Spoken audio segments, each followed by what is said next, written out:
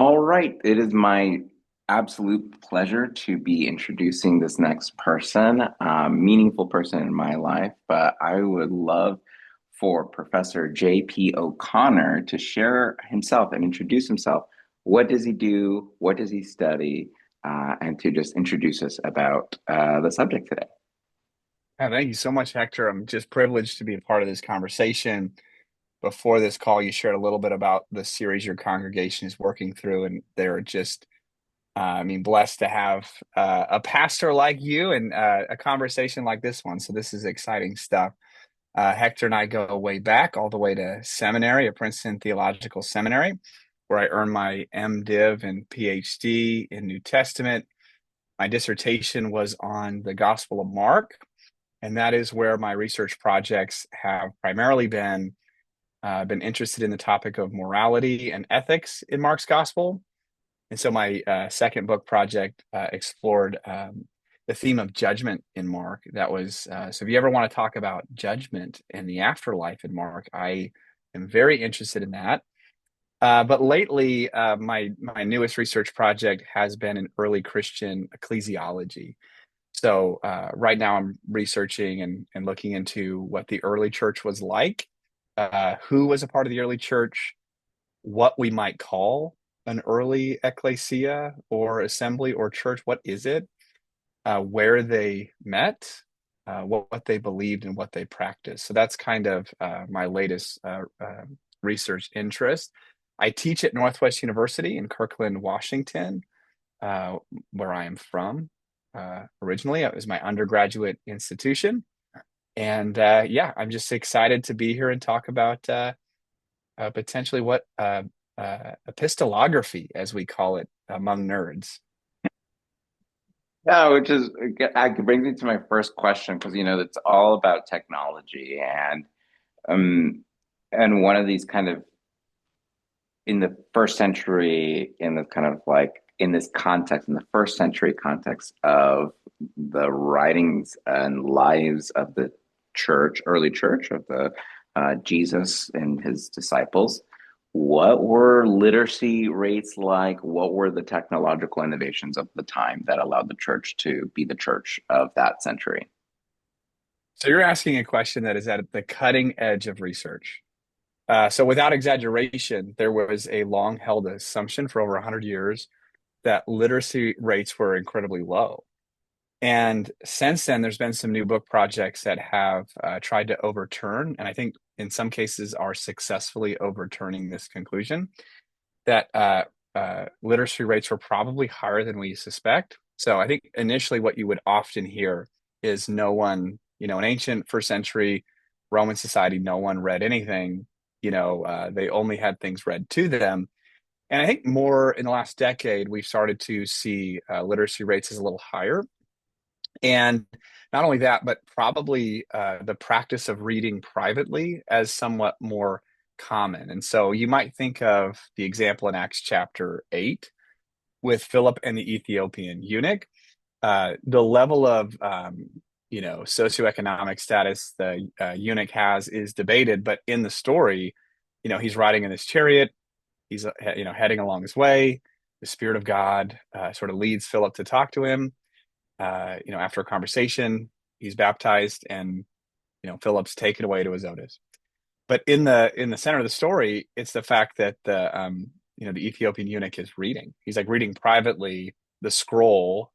So it's not a book; it's like a probably a scroll of some form of Isaiah. And this then prompts his question. So I mean that's one interesting window to think about. We have examples of people who are reading privately, but it's certainly not the case that everyone was, right? So, if you look at the lowest level of the socioeconomic ladder, thinking of enslaved people, for example, right? It would vary. Probably having limited access to education, for example, though we do have enslaved people who their very occupation was to transcribe and write things. So there's obviously literacy there. Yeah, but yeah, by and large, it really depends. It's not a great answer, but it depends significantly on your social status. But scholarship's turning a corner on this one with we're more comfortable identifying larger groups of people as practicing reading privately, reading corporately, and so forth. So And the kind of the innovation of the day from my communication wise was what I perceived to be this kind of letter writing and kind of traveling. I mean, itinerant speakers were always a thing, but yeah. during the like during this kind of empire age of Roman Empire, it did it facilitate this kind of conversations and letters and messaging to go a lot faster. I mean, it's not an email, it's not a text, it's Yep. but It's a phenomenal question. So think about, we have the Pauline corpus. These are letters, epistles, and travel becomes an important question for how, say, a letter like Romans gets from Paul, all the way to the church at Rome. And most scholars would suggest that Phoebe, who is mentioned in Romans 16, 1 and 2, is the carrier of that letter. And another question to consider, so this would have taken days, if not weeks, to get from one location to the other. But Hector, the other thing, you mentioned there's no text messages. There's also no like Google Maps. So, think about it like this. If, Hector, you're delivering a letter, you have to entrust someone to carry it, but then you have to entrust that person to find the church. I mean, one thing that's not often explored is like show up to a city, you go to the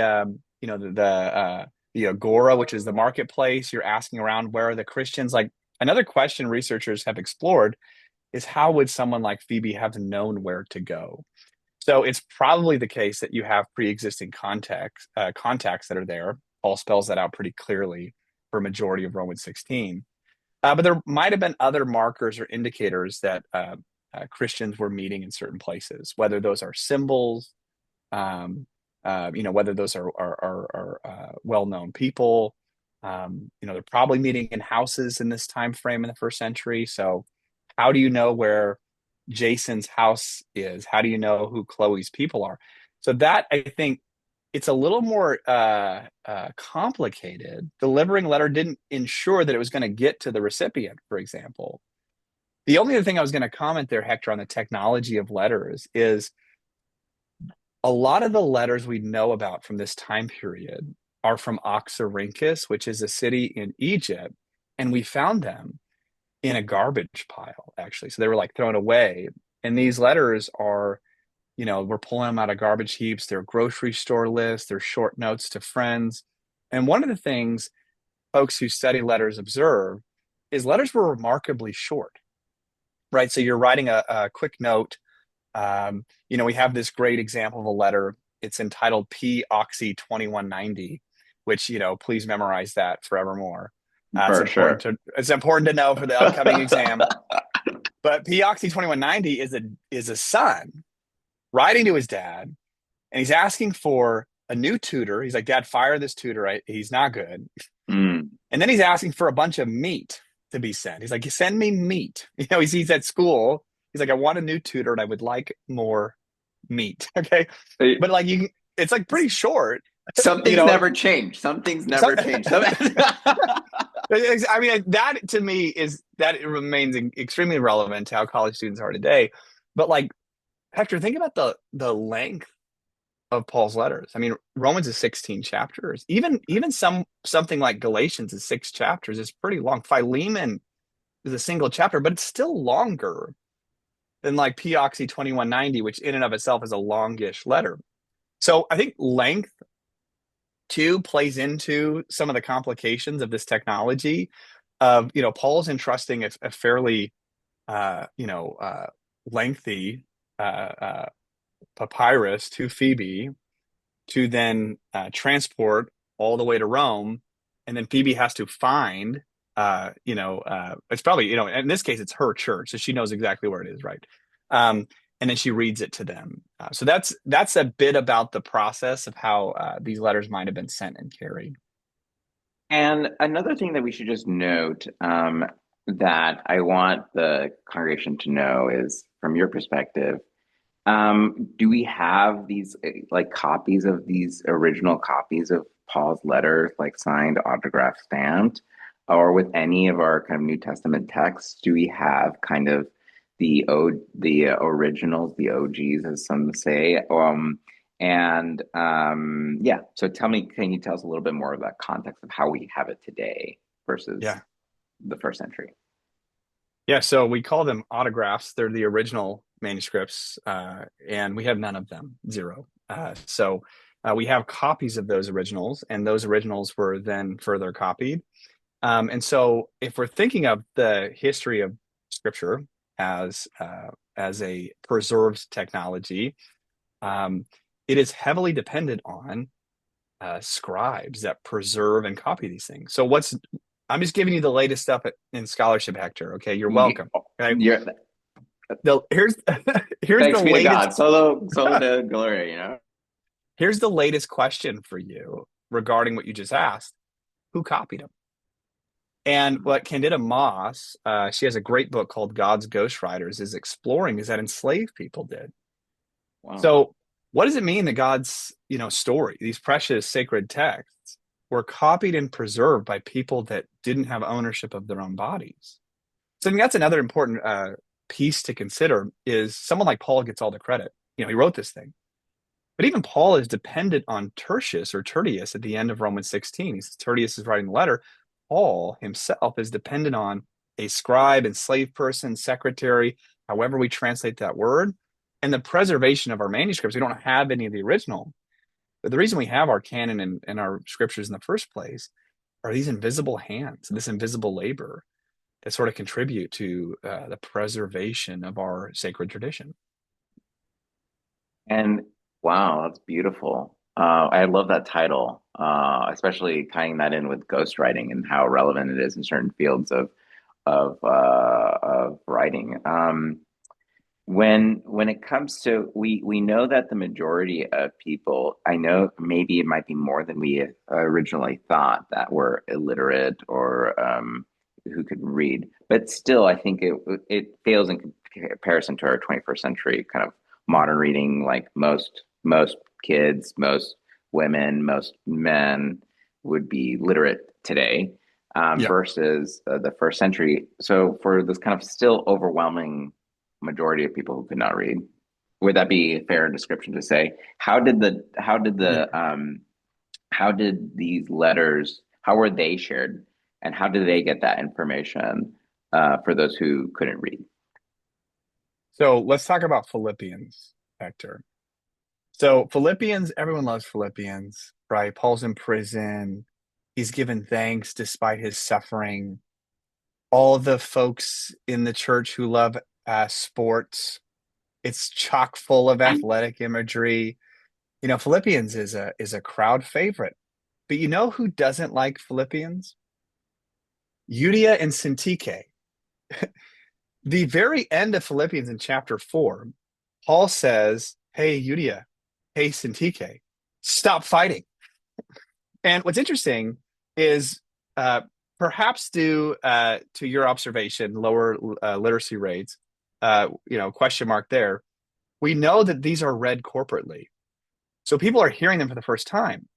And so, when Phoebe shows up at, it's her church and she's reading this letter out loud, she's in a sense preaching it. I mean, you're reading it for the first time. It's a form of interpreting it. And imagine Philippians being read out loud, and you're like, "Wow, this is good. Wow, And then all of a sudden, Paul hits them with Euodia and Syntyche, please get along. I mean, this is putting someone's mail out there. And so we have to imagine this corporate setting of letter reading that was to the benefit of those with lower rates of literacy. But this was also, Paul is not being unconventional here. This is a standard convention in letter writing. So, students these days, if I can sound a little bit like a curmudgeon here, you don't necessarily preserve the format of email writing. You're just like, hey, you, thank you, right? But a traditional email has, dear so and so, I hope this finds you well. You know, uh, 1,000 blessings upon you and further generations. So ancient letters had a similar convention, even if they're really short. You had an addressee. Usually there was some formal statement. Paul has Kairos Kairene, grace and peace. And then actually toward the end of the letter, you have a request. Typically the request. So, P-Oxy 2190, the son asks his dad for meat at the end.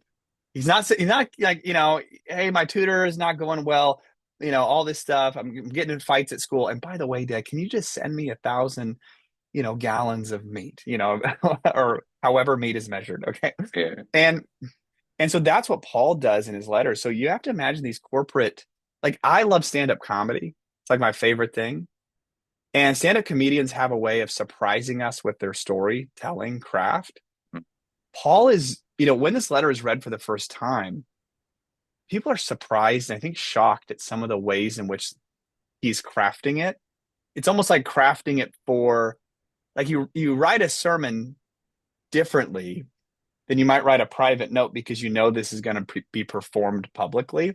I Right. think that's the case with thinking of Romans and Philippians. We know there's a performative element here for Mm, the benefit of perhaps those that do not read or cannot read. mm, Um, it's also the case that there's only one copy originally. Paul didn't make 50 copies of Philippians to be distributed like pamphlets at the church. There's one copy. So, gosh, that was a great sermon. Paul doesn't circulate the manuscript. Like it's eventually they go into circulation, but yeah, I think of it more corporately, and I think people were genuinely surprised and entertained and convicted by some of the twists and turns in these letters. So the early church was shifting kind of authority structures slightly. I mean, it's not full-fledged rabbinical Judaism of the first century, but there was, when Paul was writing, maybe the Second Temple was still, there. So there was kind of a hierarchical Yeah. structure. Um, Now that Paul is catching, his humble brags, I'm a, uh, he's like well educated, has suffered and stuff. It kind of like built an authority structure Yeah. around Paul, Yeah. and kind Yeah. of the kind of those his, I don't know if rivals would be the right term, but his frenemies, his with the Jerusalem folk. Yeah. But can you share a little bit about that kind of tension and kind of new Mm. authority structure after like post-Christian ascends, post-Jesus ascends? Yeah. Christianity is trying to figure out the new firmament. And if you could just talk about a little bit about maybe the pastoral letters and maybe Oh, Hebrews and yeah. Yeah. how having clout may Mm. inform those letters. If you know where I think It's yeah, no, it's this is another hotly debated question, right? Is the degree of social clout to the writers of scripture, but in particular Paul. And what's interesting is how we conceptualize who Paul was and his level of education. So yeah, it's a good question. And thinking about Paul in particular, who probably has access to a degree of education, I think Luke presents him in Acts in a much better light. He's very sophisticated, elegant, but what's interesting is Paul has conflict with these super apostles in 2 Corinthians 9 through 11. And he says they're charging for the gospel. And he argues there that the gospel should be free of charge. But he also describes them as Christians. So what's interesting is they're probably Margaret Mitchell, for example, at the University of Chicago, has compared these combatants to sophists. And sophists were at one point um, a popular school of philosophy that you could pay for, maybe as a private tutor, and against other schools of philosophies like the Platonists, the Epicureans, the Stoics. This was frowned upon because they're turning a dime on their craft. And so this might be one particular combatant that Paul is engaging right there. But I think Corinth is a really good example for your question, Hector, because Paul draws a line really firmly in the sand for those that are lording their wealth and power over others. And this, with the Lord's Supper, for example, he says there in First Corinthians 10 and 11, do you not have homes to eat and drink in? Some of you are coming together and getting drunk while others are going hungry. It seems to be a statement against wealthier congregants who are lording this wealth over others. I think that applies to some of his adversaries. You mentioned the men from Jerusalem in Galatians chapter 2. Laura Nasrallah has the best reading of this text. Essentially, Laura Nasrallah says this is a power move where you have men of James, men from Jerusalem coming down, and Peter's so scared. He's like, let's just divide this across ethnic lines because I have my boss's boss showing up at my house. And Nasrallah says this was not uncommon for the Roman military to show up at someone's house and for them to have to appease someone with more power and sort of change maybe their otherwise normative social dynamics. So what Paul's doing in Galatians, he's saying no to Peter, no to the men from James. And I think you see that elsewhere is some of the ways in which Paul is combating these frenemies is by kind of drawing, I think, firm lines to protect vulnerable populations, to protect, Paul's congregations had enslaved people, right? I mean, First Corinthians 7, I think it's verse 19 says, were you not enslaved when you were called? And so what would it look like to be a member of Paul's congregation? You're enslaved, limited access to power, not even in control of your own body, and then have these other competitive groups come in where charging fees, lording power, right? And maybe even manipulating the group. So I don't know if that answers your question, but I do think that writing in this time period was a power move. It was a flex, I think, of socioeconomic strength. And there are places I think it's complicated with Paul because if he's using an enslaved person, there's some complicated ways to tease that out. What does it mean for Paul to use? But I actually really like Catherine Shaner. She argues, there's a book called Enslaved Leadership in the Early Church. She argues that we ought to decenter Paul in how we think about the technologies and practices in the early church.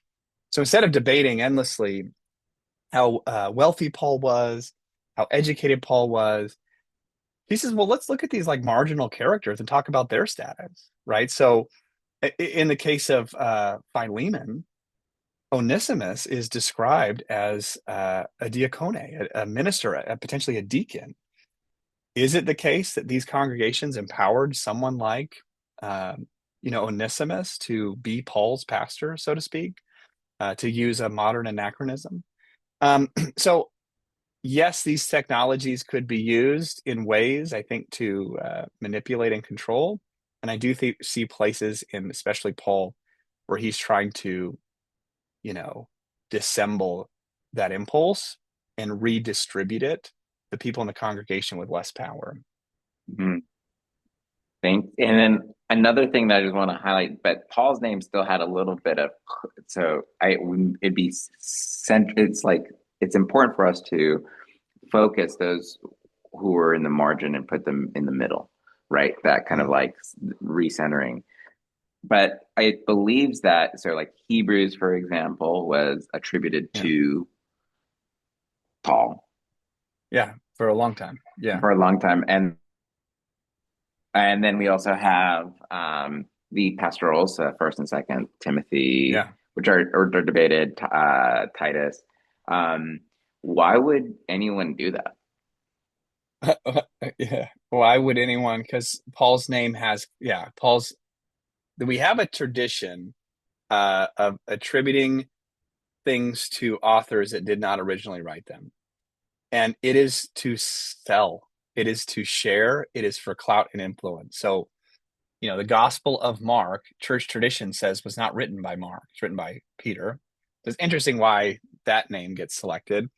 That's a controversy.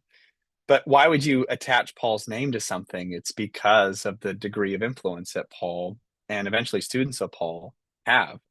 It's the genre of pseudepigrapha, pseudo meaning false, and graph is writing. So it's writing under a false or name, not necessarily with the intent to deceive, though we have cases of that.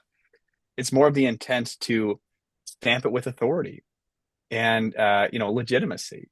So yeah, Mm. I think that's Paul's a major player in this movement. And I'm not someone who thinks Paul wrote the pastorals, but someone probably really close to him did. Hmm. And attaching his name to it would definitely have, upped the credibility quite a bit. Right. And as you being an expert scholar in Mark, which we know is the earliest of the Gospels, we didn't have, when we open our Bibles and it says big, all caps, Mark. When you receive that scroll, with the number one right there, sorry, we don't get that, right? I don't think, do we? Yeah, no, the names and titles do not start appearing until the late first, early second century. Thanks to a guy named Simon Gathercole. Simon Gathercole has done so much work. This is not my favorite thing to do. I don't sort through manuscripts. That just is so incredibly tedious. But Simon Gathercole has a beautiful article in New Testament studies where he just like has charts of all the titles of our gospel, a gospel Mark. And they appear not at the beginning, but at the very end, kata markon at the end. And there is early evidence for it, but it's scattered, right? So it's happening more consistently toward the beginning of the second, late first century. So, every student who turns in a paper, you put your name on it, Right. right? Or otherwise you're going to get an F. So, the original or the earliest manuscripts of Mark, some of them get an F. We don't have a name here. What it speaks to for me, Hector, Mm. is the ways in which, while these authors may have had access to power, privilege, are decentering themselves, or at least the early reception of these traditions might be decentering. Uh, you know, uh, Paul will say it like this in First Corinthians. They're having this factionalism in First Corinthians. Who baptized you? I follow Apollos. I follow Paul. But God gave the increase, right? Is sort of his turn of Mm. phrase there. I think that's something we can maintain with the preservation of these traditions, is while these names carry a lot of weight and clout, I do think early on there's this, decentering, to use that term I used earlier, of the significance of these people, though it's undeniable. But it's a recentering of divine action in God and God's eventual preservation of these traditions. Mm. Well, thank you so much. I Hey, it really was fun. appreciate this conversation. Man, Professor O'Connor, the JP himself, I am so thankful yeah, to thanks have for shared having this. me. Yeah, no, and I wish you the best, and we'll see you soon, hopefully in Tokyo. Yeah, I'm booking my plane tickets now. You got it. All right, thank you all.